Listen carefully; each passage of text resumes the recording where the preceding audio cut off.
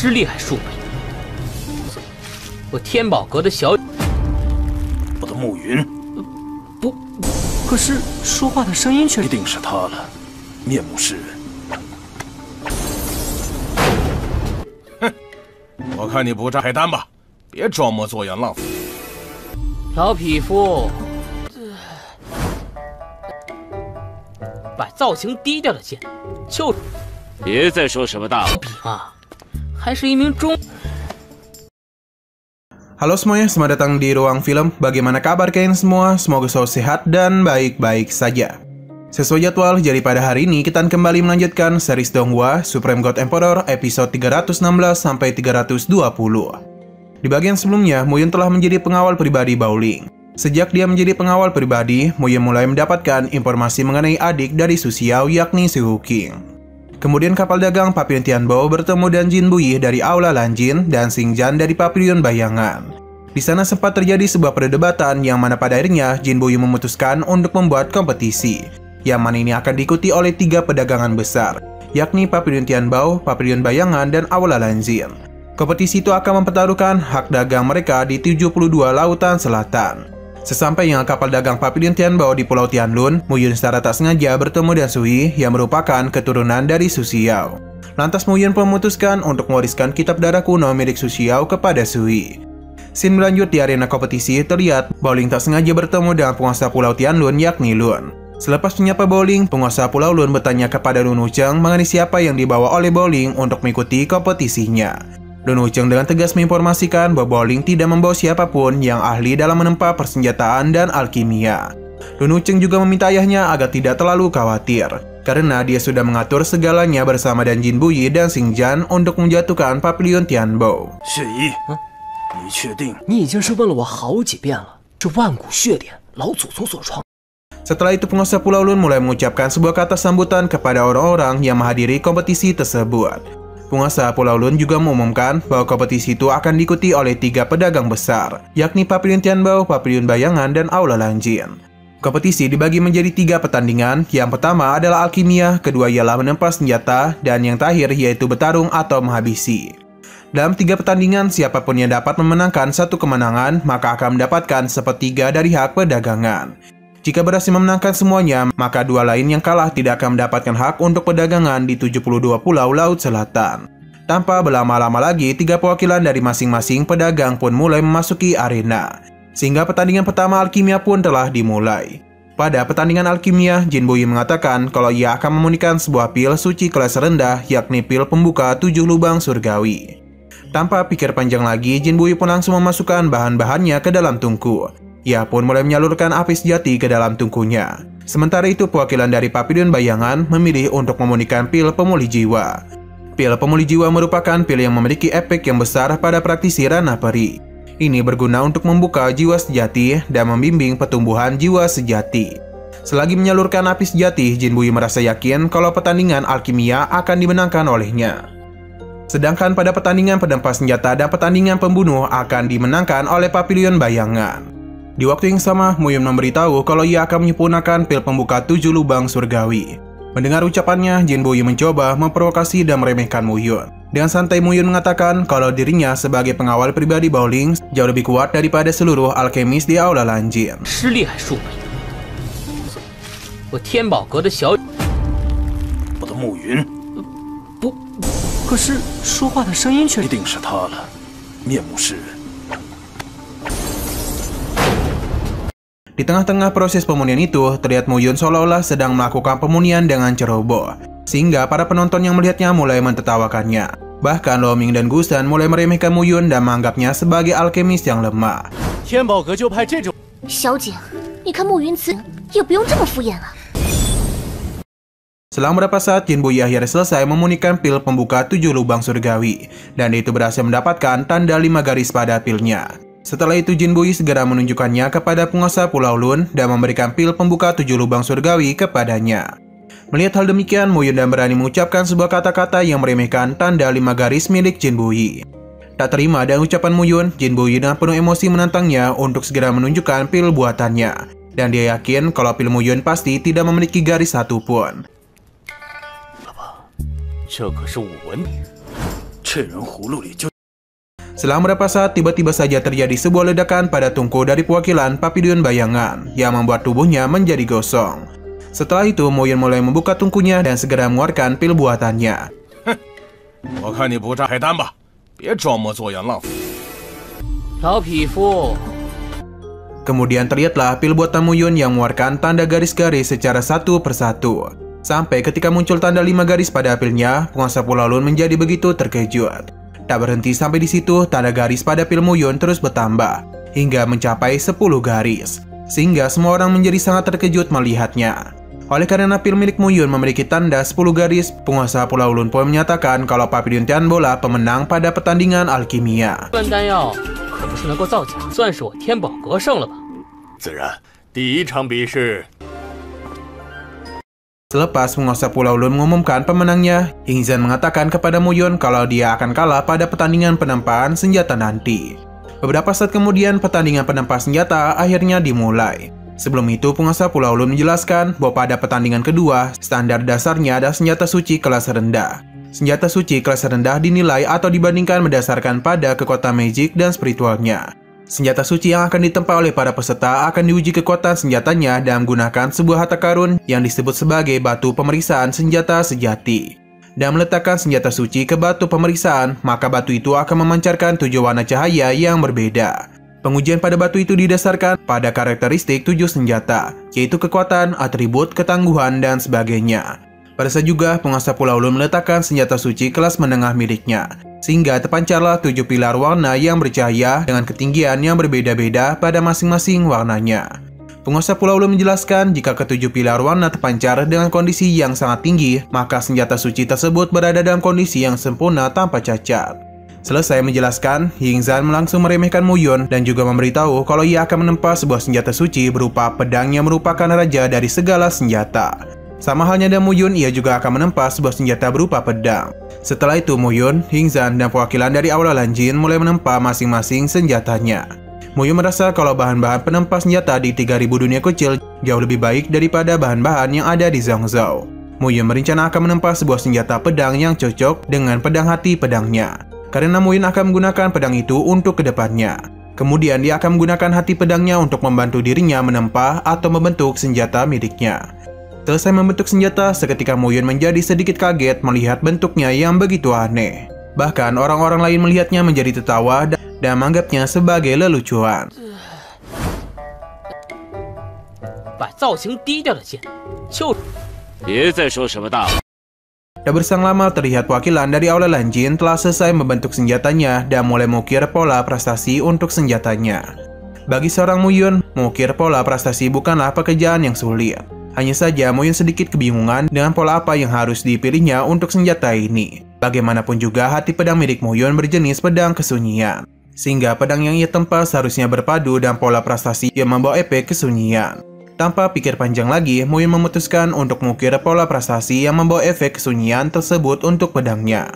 Pada saat yang bersamaan, perwakilan dari Aula Lanjin akhirnya selesai menempa senjatanya dan menjadi orang pertama dalam menyelesaikannya. Kemudian dia langsung meletakkan senjatanya di atas batu pemeriksaan senjata suci, sehingga muncullah 7 pilar warna dengan ketinggian yang tidak sama rata di ketinggian 4 meter. Selesai menguji senjatanya di atas batu pemeriksaan senjata sejati, penguasa Pulau Lun mengumumkan kalau senjata suci kelas rendah milik perwakilan Aula Lanjin berada di tingkat 4. Beberapa saat kemudian, Ying Zan juga memasukkan pola prestasi ke dalam pedangnya, dan itu berhasil menyelesaikan proses penempaannya. Lantas dia pun bergegas meletakkan senjata miliknya di atas batu pemeriksaan senjata sejati. Seketika 7 pilar warna pun muncul dan terus meninggi sampai pada ketinggian 7 meter, dengan ketinggian yang tidak sama rata. Dan begitu penguasa Pulau Lun mengumumkan bahwa Ying Zan telah berhasil menempa senjata suci kelas rendah tingkat 7. Melihat hal demikian, Guisen dan Lo Ming pun langsung memuji keahlian Ying Zan dalam menempa senjata sebagai master senjata suci tingkat menengah. Selesai Ying Zan menguji senjatanya, terlihat Mo Yun masih saja mengukir pola prestasinya yang masih belum menyatu. Aising yang melihat proses Mo Yun menganggap kalau dia tampak tidak terlalu mahir dalam mengintegrasikan pola prestasinya. Bahkan Su King juga beranggapan bahwa Mo Yun hanya mahir dalam alkimia. Namun dia tidak tahu apa-apa tentang penempaan senjata. Tak bersang lama, Mo Yun akhirnya selesai mengintegrasikan pola prestasinya dan mulai memasukkan polanya ke dalam pedang. Baru saja Mo Yun menyelesaikan proses penempaannya, Ying Zhan pun langsung mengolok-ngoloknya karena terlalu lama dalam mengintegrasikan pola prestasi. 总算是好了。慢工出细活。 Setelah itu Mo Yun mulai meletakkan senjatanya di atas batu-batu pemeriksaan senjata sejati, sehingga 7 pilar warna mulai bercahaya. Terlihat 7 pilar warna itu terus meninggi dengan ketinggian yang sama rata, hingga mencapai ketinggian 15 meter. Penguasa Pulau Lun yang melihat ketinggian tersebut menjadi sangat amat terkejut, karena dia tidak pernah melihat 7 pilar warna meninggi sampai 15 meter. Di waktu yang sama, tiba-tiba saja satu persatu dari 7 pilar warna meledak, sehingga batu pemeriksaan senjata sejati seketika rusak. Tak terima batu pemeriksaan senjatinya dirusakkan, penguasa Pulau Lun menjadi begitu emosi terhadap Mo Yun. Pada saat juga, Ying Zhan juga merasa marah terhadap Mo Yun, karena menurutnya senjata suci kelas rendah yang paling tinggi hanya berada di tingkat 10 saja. Sehingga ia beranggapan bahwa seharusnya senjata suci buatan Mo Yun tidak masuk dalam penilaian pada pertandingan kedua. Selain itu, Ying Zhan juga menuduh Mo Yun sebagai seorang penipu yang telah melakukan kecurangan. Sehingga ia pun berniat untuk mengungkapkan kecurangan Mo Yun dengan menyerangnya. Tak terima dan pelakuan Mo Yun, Ying Zhan pun menantang dia untuk bertarung. Lantas Mo Yun dengan senang hati menerimanya dan langsung menyerahkan kembali pedang milik Ying Zhan. Mo Yun kemudian menantangnya untuk saling memberikan serangan penuh dan menggunakan pedang untuk melihat pedang siapa yang paling lemah dan patah lebih dulu. Mendengar tantangan itu, Ying Zhan merasa percaya diri menerimanya. Hanya karena tingkatnya sekarang sudah berada di ranah peri tingkat 3, sedangkan Mo Yun masih berada di ranah peri tingkat 1. Setelah itu Ying Zhan mulai mengumpulkan kekuatannya untuk menyerang. Sementara Mo Yun hanya berdiri santai sambil menunggu serangan Ying Zhan datang kepadanya. Selesai Ying Zhan menyerang, semua orang menjadi sangat terkejut karena pedang milik Ying Zhan patah pasca menyerang pedang Mo Yun. Tak hanya pedangnya saja yang patah, Ying Zhan juga seketika jatuh tak berdaya dan keluar darah dari tubuhnya. Merasa panik, penguasa Pulau Lun bergegas menghampirinya dan menyuruh seseorang untuk membawa Ying Zhan. Selesai melakukannya, penguasa Pulau Lun mengumumkan bahwa Papilion Limbao lah yang memenangkan pertandingan kedua. 还是一名中。 第二场比试，天宝。 Sebelum pertandingan ketiga dimulai, penguasa Lun memberikan waktu selama 14 jam untuk mempersiapkan diri. Sembari mempersiapkan diri, Mo Yun datang menghampiri Bowling dan Aising. Pada saat itu Bowling mengaku begitu tak menyangka kalau Mo Yun sangat mahir dalam pemurnian pil dan penempaan senjata. Di waktu yang sama terlihat seorang pembunuh bayaran dari Papilion Bayangan yang akan bertanding pada pertandingan ketiga nanti, yang mana dia itu bernama Xin Zhentian. Xin Zhentian adalah seorang praktisi ranah peri tingkat 1 dan merupakan pembunuh terbaik dari Papilion Bayangan. Dia dianggap sebagai pembunuh terbaik adalah karena dia pernah menghabisi seseorang praktisi ranah peri tingkat 3. 这2场比赛，你算是一名金染丁肉中刺。 Singkat cerita, pertandingan ketiga pun segera dimulai. Sebelum itu, penguasa Pulau Lun memberitahu kalau arena pertandingan ketiga akan dilaksanakan di medan magnet asing. Medan magnet asing merupakan pusat pelatihan Papilion Bayangan di 72 pulau Laut Selatan. Seseorang yang masuk ke dalam medan magnet asing akan kehilangan kemampuan untuk mencari kekuatan jiwa dan esensi sejati, sehingga mereka hanya mengandalkan intuisi mereka sendiri. Untuk penilaian pemenangnya tidaklah rumit, yaitu bagi siapapun yang dapat keluar hidup-hidup terlebih dahulu, maka dialah pemenangnya. Belum dimulai pertandingan ketiga, Jin Bui seketika mengatakan kalau Ali Lenjin memilih untuk menyerah pada pertandingan ketiga, sehingga yang akan bertarung hanyalah Xin Zhentian dan Mo Yun. Kemudian Xin Zhentian mengajukan permohonan kepada penguasa Pulau Lun untuk mengaktifkan labirin di dalam medan magnet asing. Lantas penguasa Pulau Lun menyerahkan persetujuannya kepada 3 pedagang yang berpartisipasi. Ketika Papilion Bayangan dan Aula Lenjin sama-sama menyetujuinya, Papilion Tianbao justru berusaha menolak, karena Papilion Tianbao tahu kalau labirin di dalam medan magnet asing sangatlah berbahaya. Merasa khawatir dengan Mo Yun, Bowling pun menyarankan agar dia tidak perlu memaksakan diri untuk ikut dalam pertandingan ketiga. Meskipun begitu, Mo Yun tetap menolak untuk menyerah karena ia bertekad untuk mengusir Aula Lenjin dan Papilion Bayangan dari 72 pulau Laut Selatan. Oleh karena tidak ada yang keberatan, penguasa Pulau Lun pun memutuskan untuk mengaktifkan labirin di dalam medan magnet asing. Setelah itu pertandingan ketiga akhirnya dimulai, sehingga Mo Yun dan Xin Zhentian pun mulai memasuki medan magnet asing. 是吗？我是你的贴身，答应我的条件，可别忘了。 Di dalam medan magnet asing, Xin Zhentian tampak merasa percaya diri pasalnya medan magnet asing adalah milik Papilion Bayangan, sehingga dia itu sudah pasti akan diunggulkan, sebab dia itu sudah sering menggunakan medan magnet asing sebagai tempat latihannya. Di luar medan magnet asing terlihat Bowling sangat merasa khawatir dengan Mo Yun, Ia beranggapan kalau Pavilion Bayangan dan Aula Lanjin pasti memiliki rencana untuk membuat Mu Yun dihabisi. Saking merasa cemas, Bowling dan Asing berencana akan mengumpulkan bawahannya untuk bersiap-siap masuk ke dalam medan magnet asing jika selama setengah jam tidak ada yang kunjung keluar. Tanya Pavilion Tianbo saja, Su King dan juga Sui juga akan melakukan hal yang sama untuk menyelamatkan Mu Yun. 有色不为了纷争，我这局少阁主放心，危急时刻云，听到了吗？啊，这场暗影阁明显嫣然度过，可恶，剑楼和暗影阁总上半个时辰。若是处其中，怕他们干啥？ Sementara itu di dalam medan magnet asing, tampak Xin Juntian sedang merasa kesulitan untuk mencari Mu Yun. Karena dia itu terdapat merasakan jejak Mu Yun sama sekali. Meskipun begitu, Xin Juntian tetap saja mencoba mencari-cari Mu Yun. Hingga pada akhirnya Mu Yun tiba-tiba muncul dan menyerang Xin Juntian. Sewaktu mendapatkan serangan mendadak dari Mu Yun, ia merasa tak menyangka kalau ia sama sekali tak bisa menyadari keberadaan dari Mu Yun. Setelah itu, Xin Juntian berusaha mengelabui Mu Yun untuk menyerangnya dari belakang. Namun sayang sekali, pergerakannya sudah terbaca oleh Mu Yun, sehingga serangannya berhasil ditahan oleh Mu Yun, lalu dia kembali menghilang dan mencoba mengamati Xin Juntian dari jarak jauh. 举先进一筹，修炼的是刺杀之道，无论在哪里，Sembari mengamatinya, Mu Yun sempat menamai pedang barunya dan nama pedang naga tersembunyi. Pada saat yang bersamaan, Xin Juntian secara tak sengaja melihat keberadaan dari Mu Yun, sehingga dengan sangat cepat ia langsung menusuknya dari belakang. Selama beberapa saat di luar medan magnet asing, tampak mereka mulai merasakan sebuah tanda-tanda kalau seseorang akan segera keluar dari medan magnet asing. Ying Zhan dan Zin Buyi merasa sangat yakin kalau Xin Juntian lah yang akan keluar dari medan magnet asing.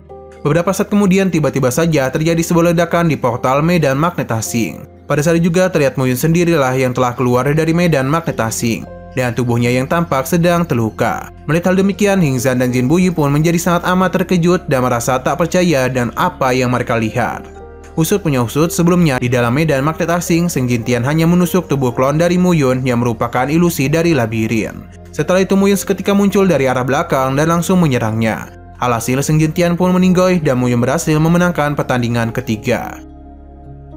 Nah, sayang sekali episode pada hari ini harus bersambung dulu.